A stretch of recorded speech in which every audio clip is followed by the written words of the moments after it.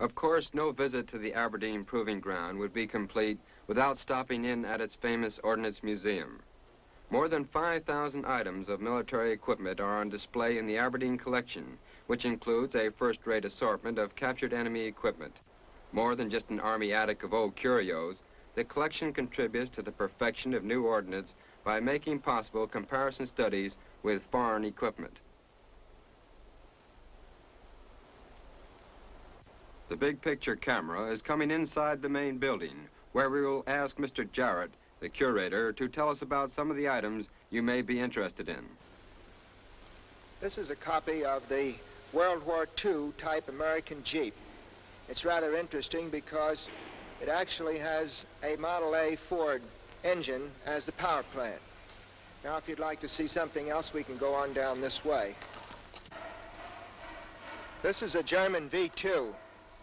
It's one that we obtained after the war from the Nordhausen assembly area. German V2 is a rather unusual type of rocket. It's a rocket that uses alcohol as a fuel. It is fired into the air, driven tremendous distances, about 200 miles. The apex of its trajectory is about 60 miles high. It's all done with a burner that you see here. This burner burns the alcohol in the presence of oxygen, and that is the method in which this great range was attained. Very, very interesting specimen, and one that attracts quite a lot of attention to visitors at the museum. This is a German Volkswagen. Actually, this is the amphibious type of Volkswagen. It's rather interesting because it's entirely made like a boat, yet it runs like an automobile. It's really quite interesting and is very seaworthy. One of the most interesting features is the spare tire, which is on the front. If that tire is not there, then the waves break over it. As long as the tire's there, you can take pretty good waves with it. It's really a lot of fun to ride around in, and the duck hunters down here always want to come borrow our boat. Can we look at some of the tanks further down the line here? Yes, indeed. We have one or two tanks down there that I think would be worthwhile having a look at. How about the Panther? All right. This is the tank to which I was referring. This is the German heavy tank known as the Panther, probably one of the best of the German tanks during the World War II period. It fired two very interesting projectiles because of their great power.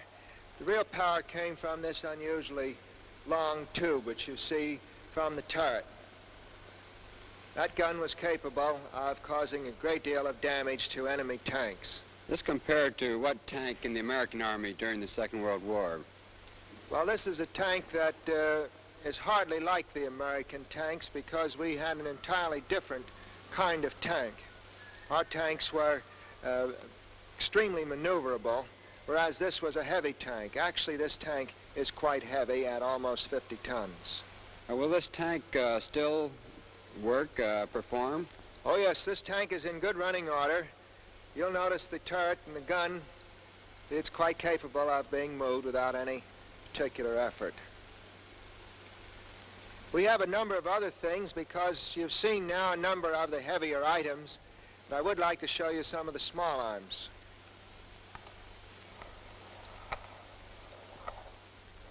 These are some of the smaller pieces in the museum to which I referred, a collection of submachine guns from the 1918 gun of the German Army on through to the modern times. These are mostly foreign weapons.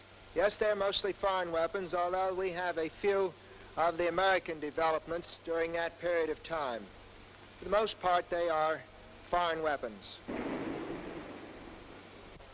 Since you have seen most of the pieces here in the museum, I wonder if you wouldn't like to go out and see our artillery park, where we have both tanks and artillery pieces.